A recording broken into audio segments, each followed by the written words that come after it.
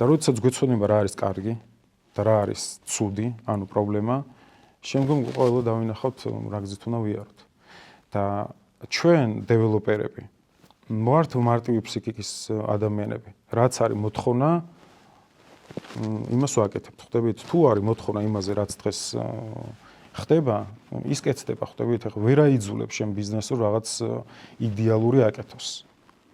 ამას საკმაოდ დიდი გამძლეობა, სიმამაცე და შესაძლოა მთელი ცხოვრება დაჭირდეს, რომ კონკრეტულმა ერთმა კომპანიამ ან ერთმა დეველოპერმა რაღაცა შეცვალოს. ანუ აქ თავარი მაინც საზოგადოებრივი აზრია, რომელსაც ჩვენ ვერ მოვთხოვთ ამ განათლების დონეს. ჩვენ აი ესეთი საუბრით შეგვიძლია დავაფიქროთ და ჩამოვაყალიბოთ, იმიტომ რომ